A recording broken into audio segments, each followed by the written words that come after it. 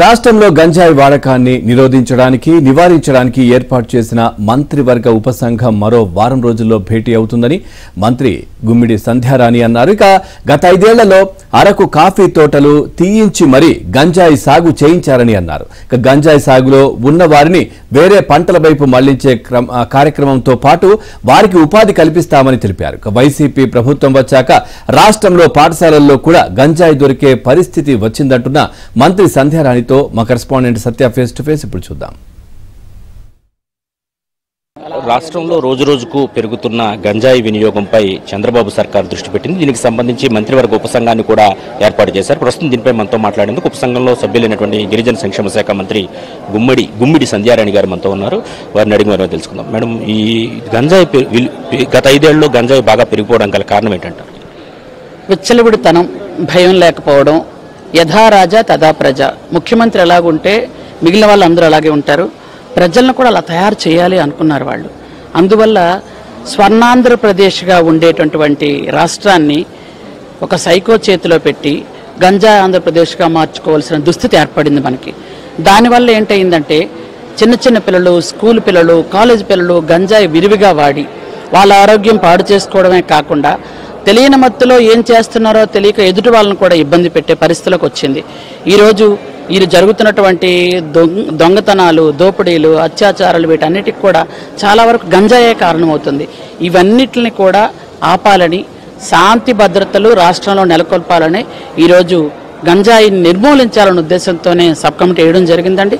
100 రోజుల్లో ఖచ్చితంగా గంజాయిని అరికట్టడానికి మా వంతు కృషి మేము చేస్తాం. ముఖ్యంగా ఎక్కడెక్కడైతే పోలీసు చెక్కింగ్లు ఉంటాయో అవి కొంచెం స్ట్రిక్ట్గా ఏర్పాటు చేసి ఇవన్నీ నియంత్రించడానికి మేము ప్రయత్నాలు చేస్తున్నాం. గంజాయిని నిర్మూలించడం కంటే నియంత్రించాల్సిన అవసరం ఉంది. ఎక్కడైతే మన్యం ప్రాంతంలో ఎక్కువగా పండిస్తున్నారని తెలుస్తుంది, వారిని ప్రత్యామ్నాయ సాగు వైపు తీసుకెళ్ళడానికి ఏం చేయబోతున్నారు? మన్యంలో అలాగే అల్లూరు సీతారామరాజు జిల్లాలో అంటే అరకు పార్లమెంటు మొత్తం మీద ఇంతకు పూర్వం చంద్రబాబు నాయుడు గారు కాఫీ తోటలు వేసుకొని కాఫీ పండించి అరకు కాఫీని ప్రమోట్ చేయడానికి పెట్టారు.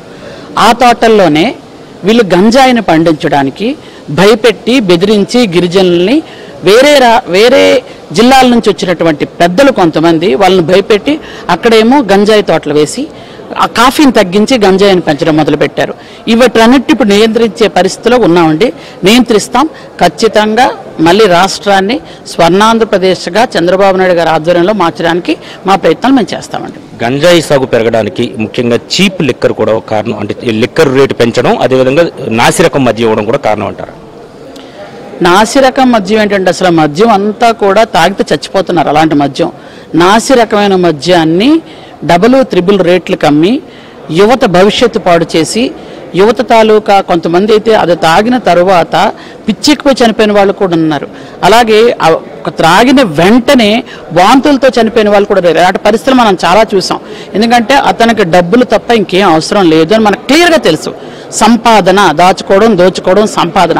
ఆ సంపాదనలో యువత ఏమైపోయినా, ప్రజలు ఏమైపోయినా అనవసరమని భావించి ఈ గంజాయి కానీ, మత్తు పదార్థాలు కానీ, ఈ నాటు సారాలు ఇవన్నీ చేసి ప్రభుత్వ సారాయి దుకాణాలను పెట్టుకొని కూడా అక్కడ కూడా కుర్రవాళ్ళని పెట్టి వాళ్ళ జీవితాన్ని పూర్తిగా నాశనం చేసే అలాంటి సైకో నుంచి ఈరోజు ప్రజలు బయటపడ్డారండి.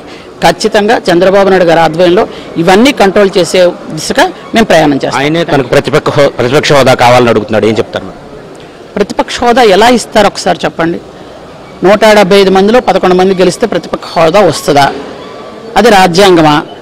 అంటే వీళ్ళు ఇంత పూర్వం రాజారెడ్డి రాజ్యాంగాన్ని ఫాలో అయ్యేవారు. ఇప్పుడు రాజారెడ్డి రాజ్యాంగం కాదండి, అంబేద్కర్ గారి రాజ్యాంగమే ఫాలో అవుతాం. ఆ రాజ్యాంగంలో ఉంటే చేస్తారు, లేకపోతే చేయరు. గవర్నమెంట్ రూల్స్ పాటిస్తాం.